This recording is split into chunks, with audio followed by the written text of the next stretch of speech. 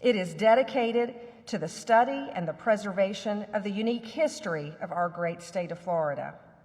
It serves as a bridge connecting past, present, and future by fostering a deeper understanding of Florida's rich and diverse heritage. This lecture series exemplifies Florida Southern's commitment to academic inquiry, civic engagement, and intellectual dialogue. Through the efforts of the Lawton Child Center, we're able to bring esteemed historians, scholars, and leaders to our campus to share their expertise as well as their insights into Florida's history, a history that continues to shape and influence the nation in new and profound ways. I'd like to take a moment to recognize and express my great appreciation to Dr. Mike Denham and all of those who make this series possible. Dr. Denham is one of our esteemed faculty members at Florida Southern College who has dedicated so many years to supporting his students and helping them to make a positive and consequential impact on society. It is due to Dr. Denham's hard work that we can continue to offer these opportunities to both our students as well as our broader community. So again, thank you for joining us. We hope and we look forward to a wonderful lecture this evening as we kick off this year. I'd like to thank you for joining us and for all of your continued support of Florida Southern College. It is my pleasure, and I'd ask you to please join me in welcoming Dr. Mike Denham.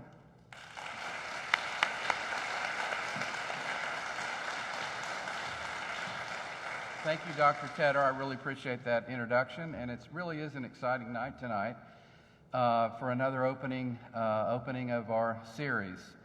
My name's Mike Denham, and I'm delighted to be able to welcome you to kick off our 2024-25 series edition of the Florida Lecture Series produced by the Lawton Child Center for Florida History.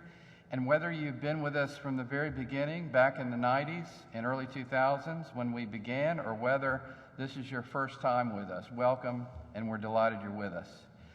The series began in 1996 as a way to introduce students, faculty, and our community to Florida life, culture from a wide range of subjects, including history, literature, public affairs, environment, law, music, art, politics, public policy, women's studies, African American studies. In 2001, we established the center and we expanded the Lawton Child Center and expanded our charge of engaging Florida history and expanding the lecture series. Over the years, our speakers have included writers, public officials, and others who have explored Florida from a variety of viewpoints. And tonight's special guest continues that tradition. Before we welcome our distinguished speaker, I'd like to say a few things about this year's programs and some other things. Next month, on October 3rd, we'll welcome historian Kevin Kukamore, the author of La Florida, Catholics, Conquistadors, and Other American Origin Stories. Kukamore will explore the Spanish influence in early American history. In November, one of our own will be with us for a program on the Florida Everglades. FSC graduate Charlie Fanning earned his master's from Georgetown and recently earned his PhD from University of Maryland. He now teaches at the University of Florida and will join us on November 14th. I also want to recognize my colleague Keith Honeycutt, who I saw in the audience out there. Keith, can you be recognized? He'll join us. He'll join us on January 30th to discuss his recent book, The Storm, an Antebellum Tale of Key West, a long-lost, unpublished novel, and thought to be the first novel published by a woman in Florida. We will have some additional programs this year, and so stay tuned by logging onto our website. And if you're not on our mailing list, both the regular mailing list and the email list, you can sign up by seeing my secretary, Isabel Sear, in the lobby, and she has a sign-up sheet there. Over the years, we've been blessed with wonderful financial support from members of the community. I want to give a special thank you to all of those of you who've donated to our efforts this year and in years past. Donations like yours allow us to bring these programs to the general public free of charge. It's going to be another great year, beginning with tonight. Now it's my pleasure to introduce tonight's special guest. Corey Malcom has spent a lifetime exploring the undersea world of the Florida Keys. As an underwater archaeologist and historian, Corey has spent a lifetime exploring, studying, and documenting undersea bottoms, not only, of course, in the Keys, but in faraway places like Asia and other places. But in the 1980s, as a recent graduate student, he took a job in Key West where he worked with Mel Fisher and the Mel Fisher organization that, of course, discovered and excavated the Spanish galleon Atocha, bringing up hundreds and hundreds of thousands and really millions of dollars worth of treasure. And of course, it was one of those amazing events of the 1960s that occurred. After that, he went to work for the Mel Fisher Museum, and he continued his work with the museum, directing the underwater activities there for about 30 years. And then he took a job, of course, he became leader of the Florida Keys History Center. He's investigated and published on the shipwrecks of the 1622 galleon, the Atocha, of course, the 1700 English slaver, Henrietta Marie, the 16th century galleon, Santa Clara, and the Cuban pirate slaver, the Guerrero, among others. And again, he's going to talk about his work tonight with exploring the underwater slave ships. Malcom holds degrees from Indiana, Southeastern universities, and recently earned his PhD from the University of Huddersfield in England. He's president of the Key West Maritime Historical Society and is on the advisory council member of the Florida Keys National Marine Sanctuary. So, ladies and gentlemen, please help join me in welcoming Corey Malcom to our stage.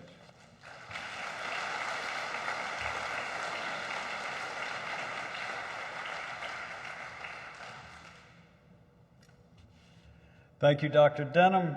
It is a pleasure to be here at Florida Southern College. I've never been here. Beautiful place. You guys should be proud. It's a really wonderful campus. Lakeland is beautiful. I'm happy to be here. I'm going to speak to you tonight about slavery in the sea, exploring the transatlantic slave trade in the Florida Keys. But first, let me give you a little context as to who I am exactly. Dr. Denham gave you an overview, but I am the lead historian for the Florida Keys History Center. And we are a county office. We're part of the Monroe County Library System, sort of a branch within the library system. But our job is to explore, preserve, promote, and make accessible the history of Monroe County, Florida. That's a pretty large task, and we do it in a variety of ways.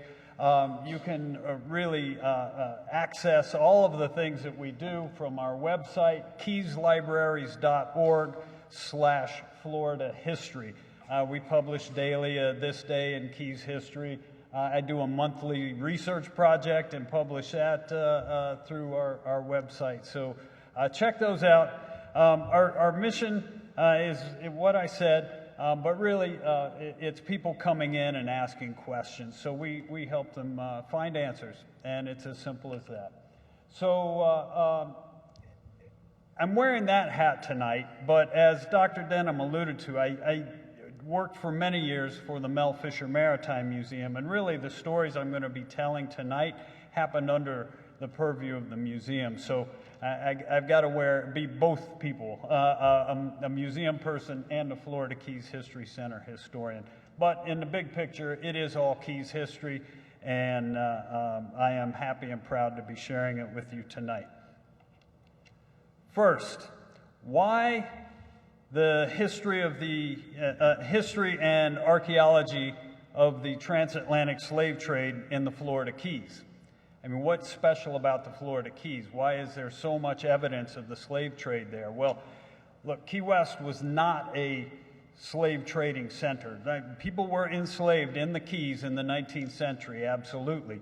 But there was not a large-scale agriculture there, no plantations, that sort of thing. People were generally in service, working in households, and really the biggest employer of enslaved labor in the Florida Keys was the U.S. government. And the Army Corps of Engineers rented enslaved people to build our big brick forts that we have down there, Fort Taylor and Fort Jefferson. But there were never slave ships coming into Key West, selling hundreds of people, as you might have seen in some historical illustrations and that sort of thing. The reason is geography, plain and simple. I don't have a pointer, but the Florida Keys are the little 150-mile-long chain of islands at the southern tip of Florida. It's thousands and thousands of small islands, as well as a reef that fronts those islands. And running between the Florida Keys and Cuba is the Gulf Stream current. And lots of ships from 1513 on up to today utilize that Gulf Stream current to catch an extra boost. They could get a 3-knot boost as they traveled from the Caribbean to the East Coast or to Europe by riding that. And so slave ships would ride that current so they could get back to their home ports in Europe. And the other big factor is the Florida Keys' proximity to Cuba. Cuba was one of the world's leading importers of enslaved people, and being close to that, a lot of ships wrecked or were otherwise intercepted heading into Cuba. So that's what makes the Keys special or somewhat unique as far as slave trading stories go. Now, of course, being the Keys, everything is related to the ocean somehow. These are all maritime stories, and some of these, I'm going to tell you, happen underwater even. There you go, the Florida Keys, slavery in the sea. But I also want to point out, and hopefully as we go through these, you'll see that all of these stories are good examples of how history and archaeology can intersect and how they can bring the past to light in especially powerful ways. I'm telling 3 stories tonight. Our first is the Henrietta Marie, a slave ship that sank in 1700, 35 miles west of Key West on a remote reef called New Ground Reef. The Henrietta Marie was a 120-ton London-based ship, and it was engaged in its second voyage as a slaver. It was about 100 feet long, just to give you a little perspective. The wreck was found in 1972 by Mel Fisher and his team from what was called Treasure Salvers Incorporated. They were looking for the wreck of a Spanish galleon, the Atocha, that had sunk somewhere out in that area back in 1622. So they were surveying all over the place, and they would find other wrecks. They came across this site, looked at it, recovered some material, kind of mapped out what they had found, and realized pretty quickly that, oh, okay, this is not a Spanish ship, and it is a little later than the period that we're looking for. And so they dubbed it the English wreck in the notes, and basically put it away and went on and continued their search for the Atocha. Research picked up again about 10 years later. Some people thought, oh, it might be a pirate ship, so they were interested in pirates and wanted to look at that. In their work, quite fortunately, one day they went out in the summer of 1983, dropped the anchor, getting ready to set up the boat for a days of underwater work. Of course, sent a diver down to make sure the anchor was set, because you don't want it to drag and drift off the site. Lo and behold, right next to the anchor was a bell sitting there on the sea bottom. Well, the diver grabbed that bell. It weighs about 50 plus pounds, swam it up to the surface, and everybody just was excited because a bell can be a holy grail for a shipwreck. Here we have a ship, nobody knows its name, when it sank, anything. It's just the English wreck. Well, excitedly on deck, they picked off some of the coral incrustation from around the waist, and lo and behold, there it was, the Henrietta Marie, 1699. So now the English wreck had a name, it had a date, and with that information, that allowed research to happen in the English archives. And we learn in that historical research that the Henrietta Marie, of course, was based in London. It had made an earlier trip in 1697 and 98 to Barbados, where it had sold about 200 people in Barbados, and then returned to London, was refitted, cleaned up, and 8 London businessmen pooled their resources, put their investments into the ship for a second voyage. Now, the Henrietta Marie was sort of what you might dub a classic slave ship. It engaged in what was called the triangular trade, in which a three-legged voyage happened. The first involved carrying manufactured goods from Europe and England to the west coast of Africa. There, on the African coast, they would trade those goods for people, and then they would leave through the second leg. If you've ever heard the term Middle Passage, this is what the Middle Passage was. This was where they would carry hundreds of people on their ships across the Atlantic Ocean to the American colonies. Now, we know the Henrietta Marie acquired somewhere around 220 people or so, and then left and sailed to Jamaica. First, let me show you where they traded. This was a map from the area. Again, I wish I had a pointer, but they're at the right side of the screen in a place called New Calabar, and that is in Nigeria today. But that's where the Henrietta Marie acquired their people. They went from there to Port Royal, Jamaica, and we know from the port records there that they sold 191 African people to the plantation owners in Jamaica. Now, you'll notice they left with over 200. What happened? Well, it was a given in the transatlantic slave trade that on average 20% of the human cargo would perish. That's why the diminished number. After they had sold everybody and made their a second profit, they bought with that money a cargo of sugar, ginger, tropical logwood, and then they headed out to return to London with their third cargo. The ship simply vanished. Nobody knew what happened to it, and it wasn't until November of 1700 that we see people in England realize, okay, this ship is never coming home, and they started settling the estates of some of the men who were on board. The wreck occurred in June, from everything we could gather. We don't know why it happened. It was probably a storm, but there's nothing to tell us exactly. But anyway, Henrietta Marie lost, and it wasn't found until almost 300 years later in that 1972 discovery.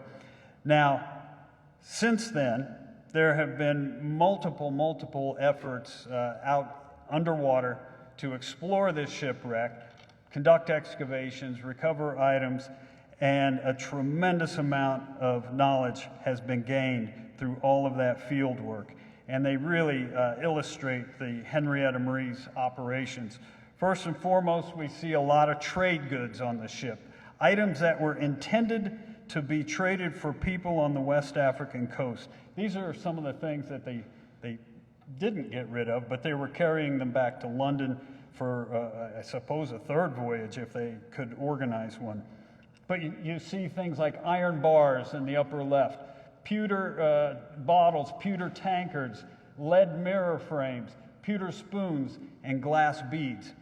Just to give you a bit of economic context, those iron bars up in the upper left, those are about a foot long. 12 of those would buy one person in 1699. We found a lot of these. Those are shackles, iron shackles. Now, in total, 82 sets of iron shackles have been found on the site. And the way they worked is you see these U-shaped loops. Each loop was designed to hold one person's ankle, and then the other loop would hold another person's ankle. And then a bar would slide through the eyes at the end of those loops, and a wedge would be driven through a slot at the end of that bar and bent over. And then those people would be locked together 2 by 2 by their ankles and perhaps by their wrists. And you can see in the illustration, if you look at the ankles, you can see their legs are bound 2 by 2. So this kept people from rising up against the crew, and it kept them from wanting to jump overboard and try to swim away. So we have 82 sets. That's enough for 164 people. There are probably more on the sea floor that simply either deteriorated or just have not yet been found. Other evidence of the middle passage from the Henrietta Marie, you see a drawing of a big copper boiler. That's about 2.5 feet square. That was used to feed the African people on the Henrietta Marie, and they would boil up once a day things like yams or rice and beans, and then people would get a ladleful once a day. You see on the upper right, crude medical care. That is a tooth extractor. So if people had dental problems, they just simply pull the tooth. And then blunderbusses on the lower right there. Those were used, so they would generally let people out once a day from the hold of the ship up onto the deck to get air, to move around. It kept people somewhat healthier by allowing them to do that, but they would only be allowed up on deck under armed guard. So the crew would have these blunderbusses, and if the African captives tried to rise up against the crew, then those could be put into use. So certainly evidence of the middle passage found on the Henrietta Marie. And we see as well out on the seafloor the hull of the ship. This was uncovered during one of our underwater efforts, documented and then reburied. But the dimensions that we were able to record from it, or how we were able to calculate the size and the design of the ship. The Henrietta Marie was the first slave ship to ever be discovered, and combined with its cargo, it is the most complete example yet known. The Henrietta Marie has been absolutely crucial to understanding the material aspects and the physical realities of the transatlantic slave trade. And we have been pretty active in sharing that and putting it out on tour and getting it before people. And after a group called the National Association of Black Scuba Divers saw the Henrietta Marie and its contents, they were so moved that in 1993, they designed and then placed a 1-ton concrete monument at the site of the wreck with this plaque mounted into the face of it. Now, it went down as a bare monument, but you see in this photograph taken about 10 years after it went down, it's now become a living reef itself. Corals and sponges and sea fans have attached to it and make their home there now, but the plaque sticks out and it's still legible. So it's a remote and difficult to access memorial, but it is quite touching when you see it. I'm going to shift gears to our second story. This is at the other end of the Florida Keys, off Key Largo, about 20 miles south of Miami. And this is a story of really two ships, the Guerrero and another ship called the Nimble. And it also reflects a shift in the transatlantic slave trade. The Henrietta Marie was a legal business, and respected London businessmen invested in these ships, and they made money, and nobody thought twice about it. This happened in 1827. By then, the transatlantic slave trade is illegal. England had outlawed it in 1807, the United States in 1808, Spain in 1820, and if anybody after those years was operating, they were doing it illegally, and we'll see that in the story of Guerrero. Guerrero was a Cuban pirate slaver wrecked in 1827 while being chased by the British Royal Navy schooner Nimble. Guerrero was carrying 561 captive African people. Guerrero was originally the U.S. privateer James Monroe, and it had been built in Connecticut in 1813. Somehow, in the 1820s, and we don't know how or when or why the transition occurred, but the ship wound up in Cuba and was under the control of a Cuban pirate named Jose Gomez. And Gomez operated the ship. He called it first the Pepe, then he called it the San Jose, then in its last incarnation he called it the Guerrero. Probably all the name changes to try to stay ahead of the law. Gomez had a crew of 90 pirates, and they would sail this ship from Cuba across the Atlantic to Africa, plundering ships all the way. We have accounts of them on the west coast of Africa, robbing ships, just in classic pirate fashion, holding cutlass swords to the victims' throats, stealing everything except the clothes they were wearing. These were bad guys, out and out. And they also, somehow, in ways that we don't fully understand, acquired people along the African coast with the intent of selling them in Cuba.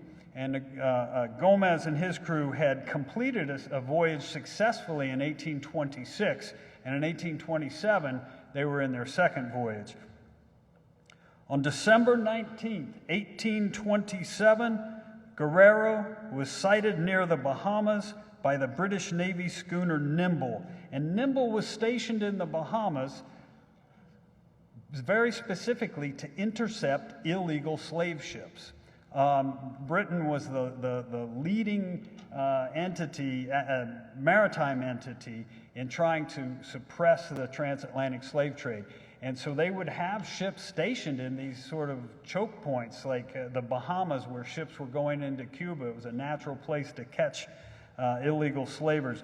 They saw Guerrero and thought something looked suspicious. And so they tried to get Guerrero to stop so they could take a look. Well, Gomez was not going to stop. He took off. Nimble gave chase. They got into a gun battle, and they headed westward toward Florida. And as they crossed, night fell, and at 7:30 p.m., Guerrero slammed into the Florida Reef, and just 5 minutes later, Nimble struck the reef as well. Guerrero was a total loss. Its bottom was torn out. It rolled over on its side. 41 African people drowned right then when that happened. The Nimble was sitting on the reef not too far away. They threw over iron ballast blocks that they had down in the hold of the ship. They threw over cannonballs, trying to make the ship lighter so it would float and they could get off the reef. Well, it worked. They got off the reef. Once they were off, they set their anchor. Well, not too long after, their anchor line broke. They drifted backwards and went onto the reef again. In the morning, wreckers. Now, wreckers were people who were in the Florida Keys, and their sole business was to offer assistance to wrecked ships. They would rescue the people, they would rescue the cargoes, and hopefully rescue the ships too, and then they would be rewarded financially for that. So wreckers were stationed up there. When the sun came up, They saw these two ships sitting on the reef. They went out. They towed Nimble to safety, got it off the reef, got it anchored up safely, and then dealt with Guerrero. They got all the people off Guerrero, all the pirates. They got all the surviving Africans off and put them onto 3 wrecking vessels. Well, that evening, the pirates rose up against their rescuers, and they hijacked 2 of the wrecking vessels, got away to Cuba successfully with 400 of the African people. The Nimble eventually made it to Key West a few days later with 121 of the Africans. Those people were delivered to the U.S. Marshal in Key West. They stayed there for a couple of months, and then they were transferred to a plantation in Amelia Island off Jacksonville.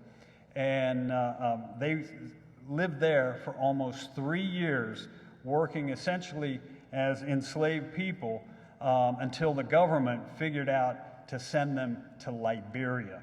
And so the government leased a ship, sailed them to Liberia. Liberia is a colony or a country on the west coast of Africa, and it was designed specifically to take in freed American slaves and also people rescued from slave ships. So Liberia was the answer for the Guerrero survivors. Now, the story was big news back in 1827, 1828. Very well documented. We know all the different things that happened. For us, our interest was, where did it happen? And could any of the evidence of these ships still survive on the sea floor? Well, virtually everything said it happened at Carey's Fort Reef, which is a huge reef today. And we really, that would be like looking for a needle in a haystack. So we went through every document we could find, looking for evidence as to where this could have happened, and the best location that we had came with this. Now, this is an excerpt from the log of the British Navy schooner Nimble, written by Lieutenant Edward Holland.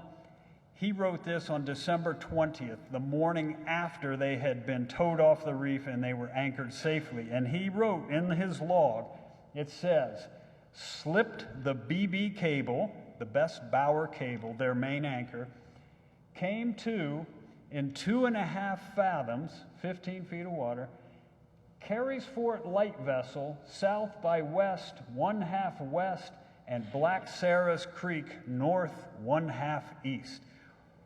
That's great. We got big problems, though. There's no Carey's Fort light vessel, and there's no Black Sarah's Creek. So he's using arcane terms, and we had to figure out what those meant. So again, into the history books and the documents, and we figured out that Black Sarah's Creek is today called Caesar's Creek, and we figured that the Carey's Fort light vessel was the light ship Caesar, and we could figure out where that was located. Once we had those 2 points, we could reverse Lieutenant Holland's bearings, and where those intersected would be where the Nimble was sitting the morning after these tragic events had occurred. That gave us an X, and then using things like weather accounts and sailing directions, we were able to figure out 3 likely spots where these wrecks occurred. And so, with that, it became a matter of outlining things.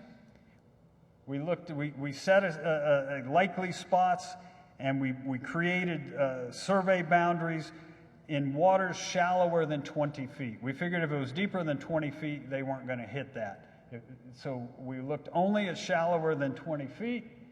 We came up with this design for our surveys. We used small draft, rigid hull inflatable boats, and the devices hanging off the bow of our boat are magnetometers. And those are devices that measure the Earth's magnetic field. And they're a great way to find old shipwrecks because iron will distort the Earth's magnetic field, and there's a lot of iron on these old wrecks. And so we suspended them over the water, didn't want to tow them through and snag them on coral, and then we surveyed back and forth, back and forth, back and forth, east-west lines, spaced 10 meters apart, collecting magnetic data over 3 summers. Hot, tiring, boring, sun-burning work, but we did it, and it was really the only way we could begin to figure out where these wrecks were, and we got great results.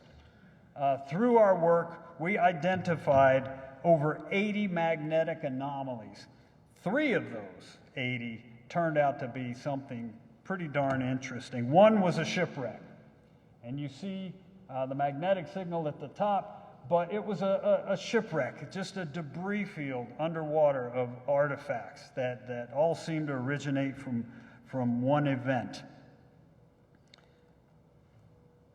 We put together multiple underwater exploration efforts. We worked over a period of about 15 years, going out, looking, mapping, documenting, and just trying to identify as much information on the sea floor as we could to see if this site might be the Guerrero. And some of the things we found. These are ballast stones. These are rocks. What's exciting about rocks? Well, in the Florida Keys, the only natural rock is limestone or coral rubble. All right? If it's not either of those, it came from the outside. Well, these rocks that we see on the sea floor here are not limestone and they're not coral rubble. So they came from somewhere else, and that somewhere else is almost certainly a shipwreck. Sailing ships had to carry ballast, tons and tons of ballast in the lower part of the hold. It acts as a counterweight to the sails because if you don't have ballast in your ship and your sails fill with wind, your ship's just going to flip over. If you have a counterweight, when the sails fill with wind, you don't flip over, you just propel forward. All right, so ballast is important, and it's an important clue for us. So we start seeing all these rocks underwater, and we say, okay, this is from a shipwreck. Here's some iron ballast. So they had mixed on this ship, iron ballast blocks as well as stone ballast. And then you see in the upper left, iron pins that helped hold the hull together. Copper spikes to nail the planks onto the hull. Lots and lots of those at this wreck site. Copper sheeting. This was large plates of copper, thin copper sheeting, tacked to the bottom of the hull, and that was used by some ships to keep shipworms away. Shipworms are mollusks that will bore into a ship's hull and turn it into Swiss cheese, and it won't float anymore. So copper sheeting helps keep the shipworms away. Lots of tacks for sheeting. This is important because we know Guerrero was sheathed with copper. Some wood. This is the only wood we found from the ship. It's really as big as my hand and forearm together. Not very much. We sampled it. We found out that it is white oak from the northern hemisphere. So good. That fits. It wasn't built in South America. So that fits with our Connecticut construction. Musket balls, again, important because Guerrero carried muskets, so we would expect to see these sorts of things on the site. And then we have these. These are a couple of these on the site you see on the right spinning around. It's called a palanqueta, and it is a type of iron bar shot that was really just a big wrought iron bar with flared ends, fired out of a cannon, was intended to whirl around, and it would do more destruction than just a simple cannonball, all right? Well, what's important about these palanquetas that we found is they're generally Spanish, all right? So fits, again, with Guerrero. We do have cannonballs on the site, too. 12-pound cannonballs. Again, a big clue because Guerrero carried 14 brass cannons, and they were all 12-pounders. They all shot 12-pound cannonballs, and that's what we see on the site, so it matches perfectly. Now, the cannons themselves were recovered in 1827 by the wreckers, who then sold them in Key West. So we don't expect cannons on the wreck, but the cannon shot matches.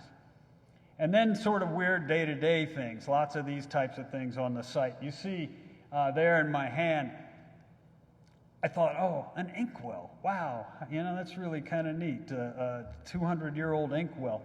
Well, it was pewter. I could see that pretty obviously.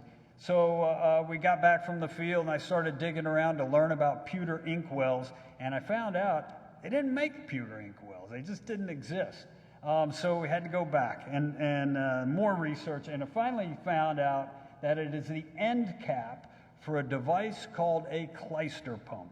Now, if you don't know what a clyster pump is, its other name is enema syringe. So this was I don't know, maybe we had some constipated pirates on this ship. Glass. We found a lot of glass. And as I'm kind of going through this, I hope you guys can see how little clues that seem so inconsequential and are generally not exciting artifacts can hold a lot of information, all right? Glass, broken bottleneck. Well, you know what? The mouths of bottles have changed through time, and those are pretty well documented, those changes. And so we find a wine bottleneck, and we can compare that to other examples that have been found, and we see that this style that we found has been known to occur between 1819 and 1840. Perfect. Here's another piece of glass. This is from a drinking vessel called a rummer. This is an English type of glass, but late 1700s, early 1800s, so it fits. Another neck. This is from an eau de cologne bottle, very small, delicate, thin glass bottle. But you see on the right, an example from 1811 is almost a perfect match. And then this a big bottleneck on the left, it comes from what was called a demijohn. And a demijohn was a big, huge glass bottle that was used to carry liquor. Now, these are kind of hard to date. This thing's sort of generic to the 1700s, 1800s, but it certainly evokes that idea of pirates and rum and that sort of thing. And then this has been crucial. This is just a broken piece from a plate. But it's a style that is quite telling. Now, this is called blue edge pearlware. All right, now it's an English type of pottery, but it has on it embossed, well, it has sort of an undulating edge, all right, a scalloped edge, and then it has embossed in it sprigs of wheat and daisies. Well, this stuff is very highly collectible, and there are lots of obsessive pearlware collectors out there, and they've documented when all these patterns happen and all that. This particular pattern that we see on this shipwreck site happened, its peak use was in the 1820s. Perfect. We mapped the site a couple of times, but you can see it's just sort of a scattered debris field. There's not a ship sitting down there by any stretch of the imagination. It's in water from 6 feet to 12 feet, very, very shallow. It's a dynamic area. The edge of the reef is along the eastern side, and big waves break over it at times, and they've knocked everything around. And so there's no ship there. There's just material from a ship. And it's scattered over about a 250 by 300 foot area. So what does all this evidence tell us? Well, it's a wreck of a sailing ship. We see that. We find rigging and that sort of stuff at the site. The artifacts, as a group, all put this ship into the early part of the 1800s. The ship was a total loss. There are too many things that would have been essential to it. It could not have floated again. And we see things like copper sheeting, important. Guerrero had copper sheeting. 12-pound cannonballs, but no cannons. That's exactly the scenario we would expect for Guerrero. No anchors. Guerrero's anchors were salvaged by the wreckers and sold. Musket shot. Again, Guerrero carried muskets. And we have kind of a mix of cultures. We have English things. We have Spanish things. And think about it. kind of would fit for the idea of a pirate ship, because pirates, what are they doing? They're going out and they're just stealing from anybody, all right? They might steal from an American ship, a British ship, a Spanish ship, a French ship, and they're going to wind up on board that pirate ship with a whole bunch of mishmash of different stuff. And that might be hints of what we're seeing here. I don't know.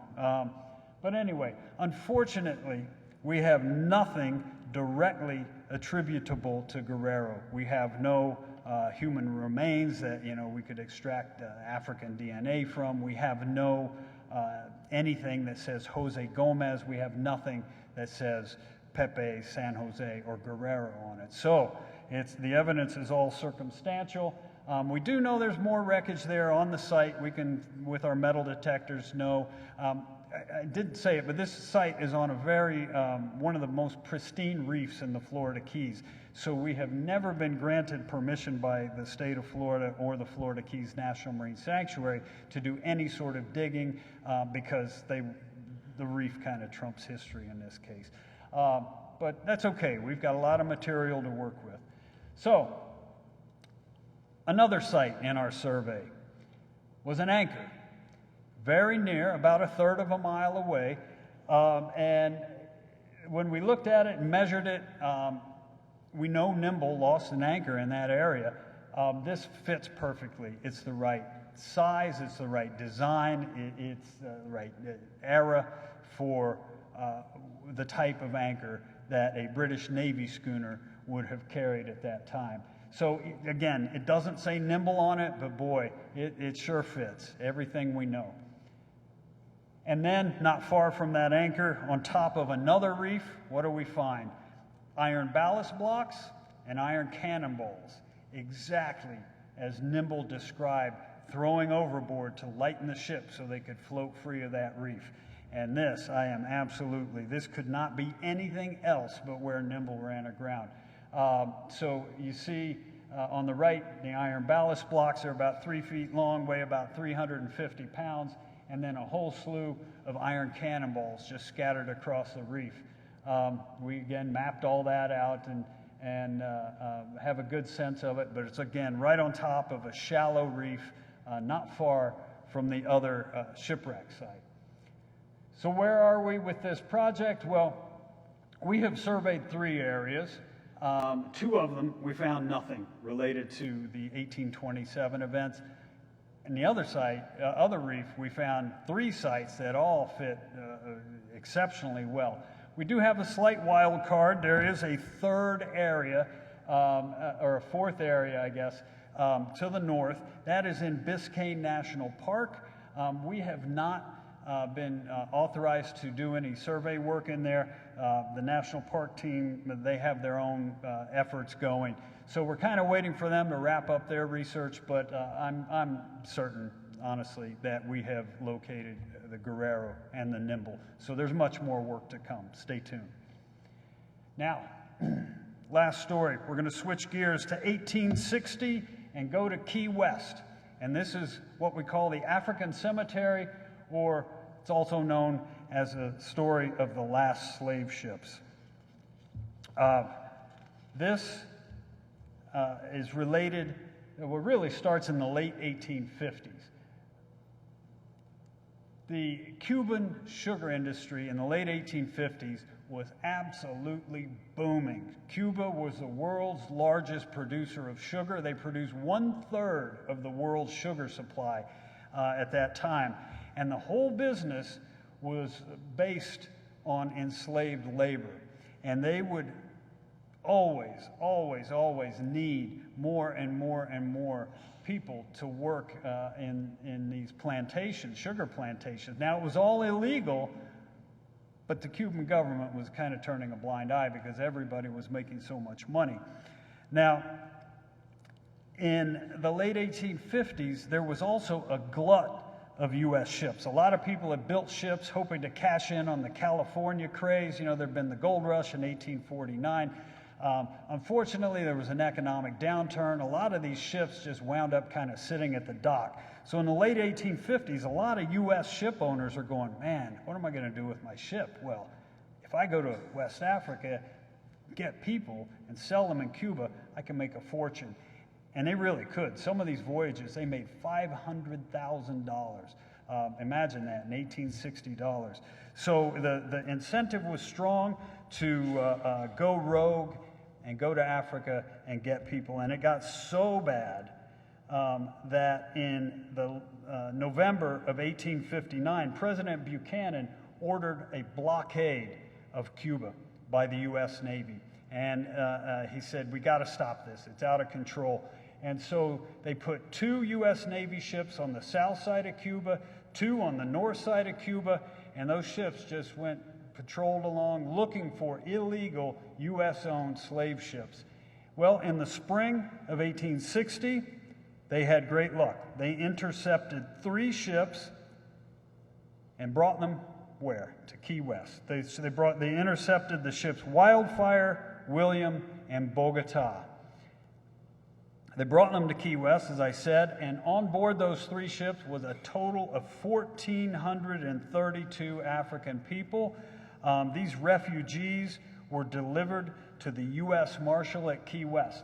These images are both of those ships in Key West. On the left, you see the ship Wildfire with the African people on board on deck. And on the right, you see the ship William and cartloads of people being carried off that ship.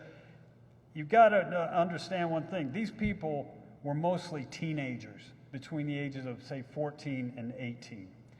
They were young. And it's really, I mean, their whole story is just a tragic case. Anyway, housing was built for them very quickly on the southwestern corner of Key West, a 3-acre compound fenced in, and it had barracks, it had a kitchen, and it had a hospital. And these people then were taken from the ships, put into this compound, and basically they waited. They lived there for 2.5 months until a decision was made about what to do with them. Here you see another view of the compound and some of the people that were living there. These were published in national newspapers of the day. So the decision was very similar to Guerrero. The U.S. government said, okay, let's send these people to Liberia. And they chartered 3 ships from New York City. Those ships came down to Key West, and they carried them to Liberia. Now, sadly, we have the numbers for all their various voyages, the numbers of people that left Africa initially, and the numbers of people that were delivered to the Liberian coast all those months later. It was only 40% of the people survived the entire voyage. From the 2 crossings of the Atlantic and their time in Key West, 60% of those people died. Those kids, all for nothing, really. In Key West, we see the evidence of death. We have receipts that were delivered to the U.S. Marshal by a man who built coffins for them and buried these people. 295 people died in Key West during their time there. We have not just the receipts, but other evidence of this event. Here you see on the right a map from 1861, and on the southern shore of Key West is a notation, African Cemetery, with X's drawn in it, almost certainly that of those 295 people. So, we, again, the sad part is, these people were buried. The Civil War broke out very shortly after they were buried. A fort was built over the top of most of these graves, and the cemetery was largely forgotten. It really, very few people knew it existed. But its memory did persist in historical circles, and, for me, I began to think, my gosh, could this thing still exist? Could this cemetery be there still, and we just don't know it? And so it became a matter, again, of using the historical record. The most obvious way was to, this was in the early days of Photoshop, but I learned pretty quickly to overlay the old map with a modern aerial image, and the map was drawn beautifully by the Army Corps of Engineers, so it fit exactly, used the same lines that we use today. And you could see exactly where the African cemetery was in relation to modern Key West. And it was most of it underneath this fort, but a lot of sticking out to the side of the beach. So we decided to search, and we used a device called a ground-penetrating radar system. And this, you can see in the photo, looks kind of like a lawnmower with no wheels, a boxy lawnmower with no wheels. And you simply drag it along the ground. It shoots radar energy into the ground. That energy reflects back. Those reflections are collected by an antenna. That signal then goes into the computer where you can process it. And then you see, essentially, as you pass over an area, a slice. Think of like a slice of bread. One slice doesn't tell you a whole lot, but when you line them up side by side, you can see the whole loaf. So when you take all this GPR data and line it up side by side, you get a pretty clear image. And in this first effort, we found 15 graves exactly where they should have been. Now, it was a little perplexing because we put together a good effort, found graves, but you know what? We only had 15 graves, and we know 295 people died. Where were they? So we started a couple of years later, another bigger search in a greater area around that beach, and again, tremendous success and even more graves. And we wound up finding dozens and dozens and dozens, if not hundreds of graves there. Somewhat inland from the beach, and when you put them all together, everywhere you see a red dot is where we found at least one grave. All right, so there are many, many graves there in what is a public county park. So this is now recognized as the African Cemetery. It has been placed on the National Register of Historic Places as nationally significant. There is more to do. There was a monument built over those initial graves that we found. This is a memorial to those people buried there. We have a state historical marker right adjacent to it. And this site has really become an important part of Key West now. It is where we have twice a year now memorial remembrance services for those people buried there, and then our Juneteenth celebrations happen there as well on that beach. So it is really a big part of the Key West cultural identity now. So it's nice because for so long, 150 years, these people were forgotten. Now they're not. They are a part of the community once again. Now, the Mel Fisher Maritime Museum is working on displays. These are some displays that are up and running, but they're going to open a new exhibit in about 2 weeks down there. So it's called Spirits of the Passage, and it tells every story I just told you here tonight. If you make it down to Key West, go there. You can see the things that we brought up from the sea floor. You can learn much, much more than I'm telling you. And you can also see things from the Spanish galleons as well. We do what we can to tell these stories. If can get on TV, that's great. I write research papers and get them out there. I put everything on the web. You know, we do things like what I'm doing here today. Talk, share, and let people know.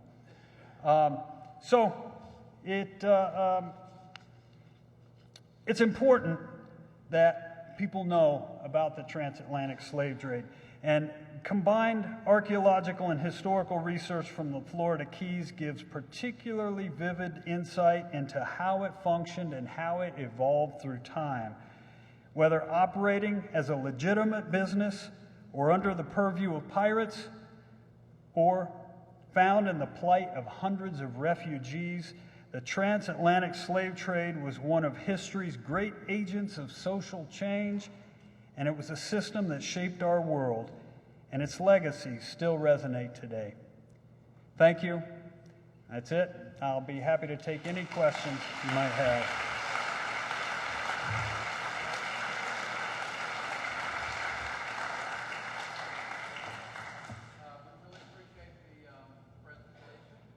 I'm hoping, oh, there we go, it's on. The microphone is working, and I think we have some time for questions. The Guerrero story was written up in Esquire magazine. I discovered that, and of course you were featured in that magazine, and it was quite an interesting story. And this is one of the most significant stories in American history, as far as, and also global history. It's a global history, and it's an important history that we understand. Any questions? We have some time for questions.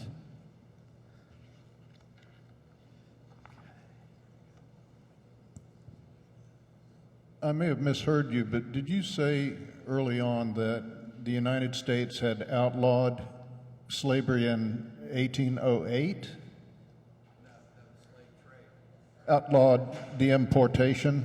Yes, you could Okay. transport people from one country to another or into the United States on ships. Okay.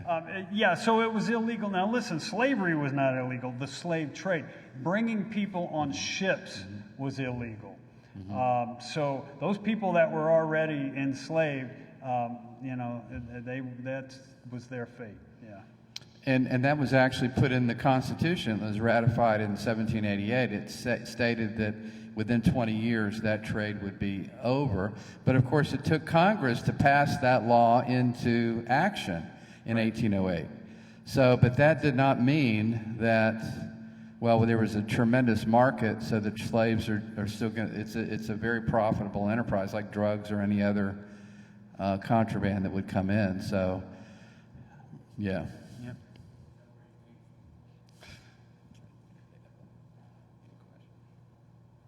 How deep was the Henrietta when it sank, or how deep was, what depth was it at? I'm sorry, I'm having a hard time understanding it. What was the approximate depth of the Henry Marie? In other words, how far did you have to go down? The Henrietta Marie is in water ranging from 25 feet to about 8 feet, and it's right along the edge of a reef. Judging from what we've seen from the site and the distribution, it probably got caught in some sort of tropical storm and was just smashed onto the reef and torn up.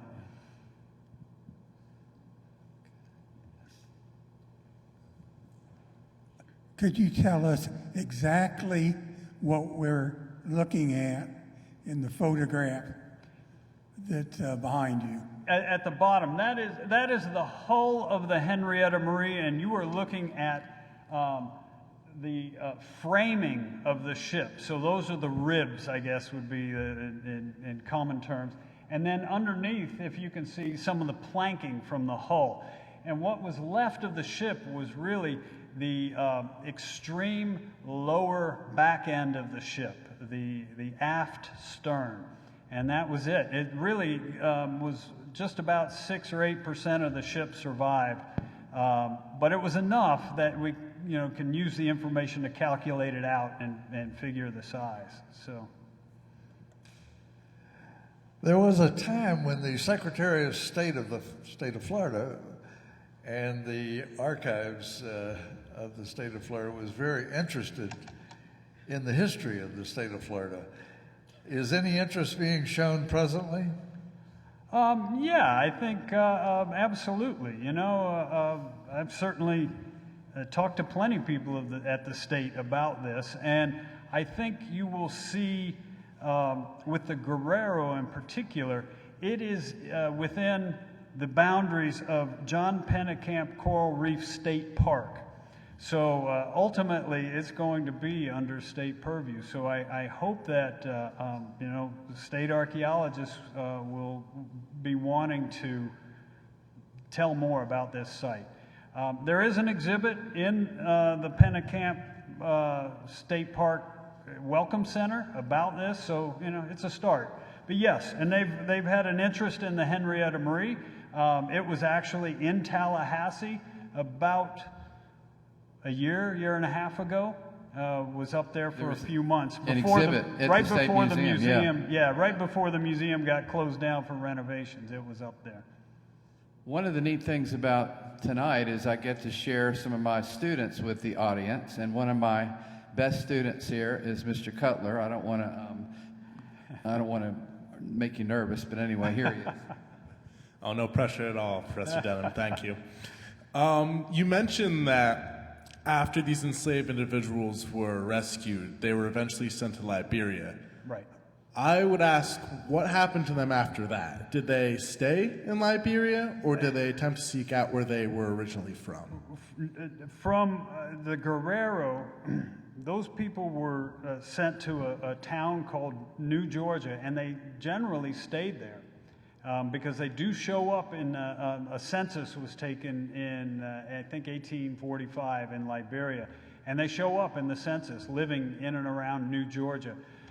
With the Key West people that were sent there in 1860, we really don't know. They were sent to 3 different places, and we have no record of their names, so there's no way to really trace what they did afterwards.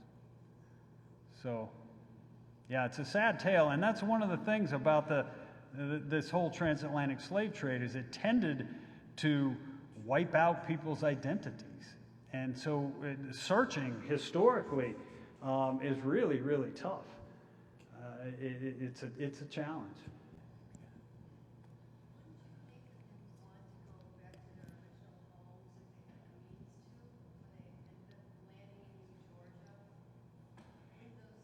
Yeah, would they not try to get to their original homes?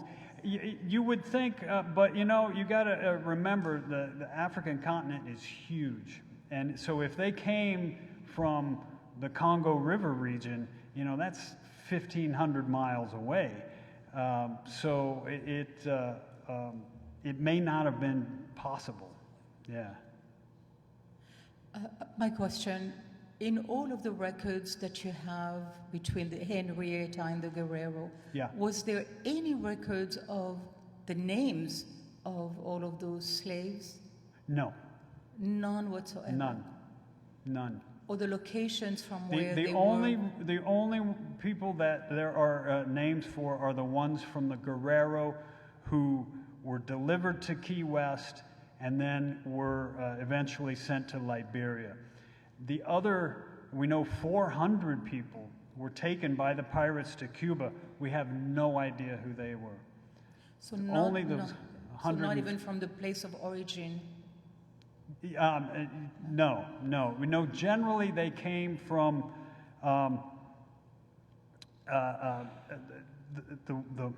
it's hard to describe on the West African coast, but yeah, we do know the general region they came from, but the Guerrero people seem to have stayed in Liberia.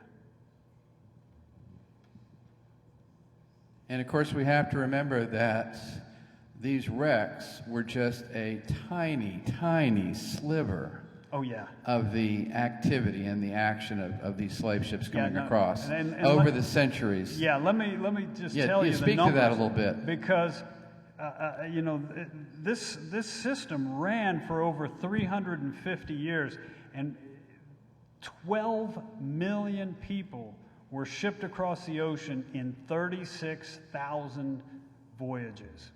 That gives you the scale. I mean, it's phenomenal.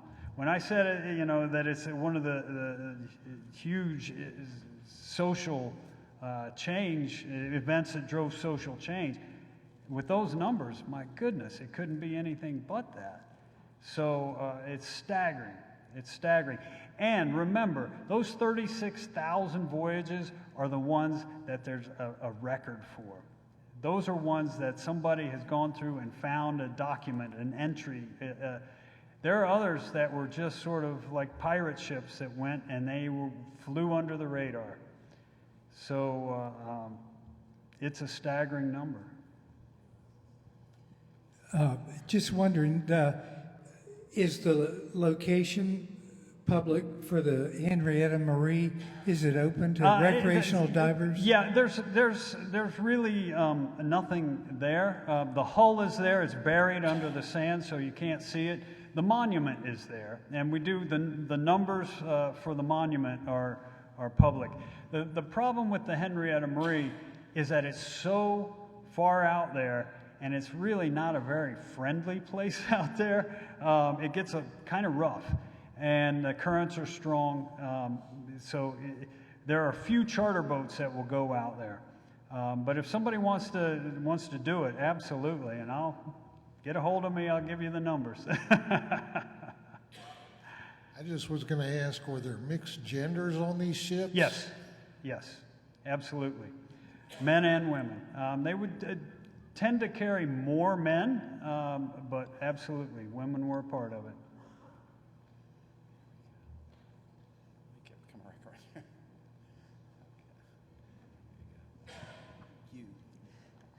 Thank you so much for the presentation tonight. Yeah. I couldn't help but think as I listened to the many references regarding the slave trade and times when it was deemed to be illegal, and thought every place where I hear the word illegal, I replace it with the word immoral. Oh, yeah. So an unjust law, immoral, and all of the conversation that flows from immorality is tragic in the consistent unfolding. So the people whose names and identities were lost in the transatlantic slave trade, this portion that you have highlighted tonight, yep. Millions of names and identities were lost for people who survived the Middle Passage, yep. or were born in the Americas, and still their treatment, the horrific conditions under which they lived has caused such a breach in the histories that Black Absolutely. People are able to tell of their own families in this country. Nope, and I find myself wondering, so here's the question, given your considerable work and study, how and what would you recommend in terms of really highlighting this story and amplifying it in a culture that largely does not want these stories to be told? Because in Florida, those are, related to stories that really don't have support in being told, and you have to keep those stories alive within your families to the extent that you know them. But there really isn't a large public discourse to share those stories. Right. I think in the work that you're seeing here, and one of the reasons is that it is especially effective and especially powerful is that it's real, it's tangible. It's not somebody telling a story. You can see those shackles, and you can see how they worked, and you can feel the horror when you see those things. And it just makes all of this an undeniable reality. And I think that's really one of the most powerful parts of all of it, is it just is tangible. And whoever wants to try to say, oh, it didn't happen that way, no. We have the things that tell us it did happen this way, and you can't deny that. And Okay. that's really it. I have the last question. This will be the last question. No, I just wanted you to reflect a little bit on your work with the African American scuba folks. Yeah. Because I remember reading the article in Esquire magazine that featured the story of. Tell us about that organization, and also tell us about your feelings about what it was like to work with them. Oh yeah. Well, really, that relationship started when they had heard about the Henrietta Marie, this group called the National Association of Black Scuba Divers, and my colleagues and I went to they had an annual summit, and so we went to their annual summit in Fort Lauderdale. A few hundred people there. Talked about the Henrietta Marie, brought some artifacts, showed them. They were so moved that they decided they wanted to create this monument. So we worked with them on the best design, what would work underwater, how to place it on the site. And that really just kind of kept growing, because now the NABS for short, was really interested in learning more and being more involved in uncovering some of these stories. And as time went on, a sort of a subgroup called Diving with a Purpose was formed, and its focus is really to go out and try to locate and try to bring awareness to these stories and others, and get kids involved in it. And so they have a very active youth program. NABS formed, I get this a lot from people. They say, why do we need a Black Scuba Divers Association? Why can't they just be a Scuba Divers Association? Well, you got to remember, this group formed when they could not dive with white people legally. And so they had to have their own association, their own group. And it's just carried on, all right? And so it has, it's not a divisive group. If you're white, you can join. And they have also now, through DWP, began to get younger people involved, teenagers. And, diving has not always been accessible to the Black community. It can be an expensive sport, and it's just not a traditionally, a traditional activity for a lot of Black families. So they have very purposefully reached out and gotten the youth involved, and it's really, really a neat program. So they're out teaching kids to dive first, and then getting them to learn underwater mapping techniques and that sort of thing, and then going out into the ocean, which would have been unthinkable for some of these kids, and here they are a couple of years later. They're actually out under the ocean mapping out a shipwreck. So it's pretty powerful stuff. And they've been going now for about 20 years. And you'll be hearing more from them. So we have worked together on the Guerrero project, on the Henrietta Marie, and I'm sure there will be others. Well, thank you, Corey. We appreciate your program, and I'm sure you'll hang around a little bit and maybe answer some questions. Absolutely. Thank you for coming and being with us, and we'll see you again on October 3rd. So right in this room, October 3rd.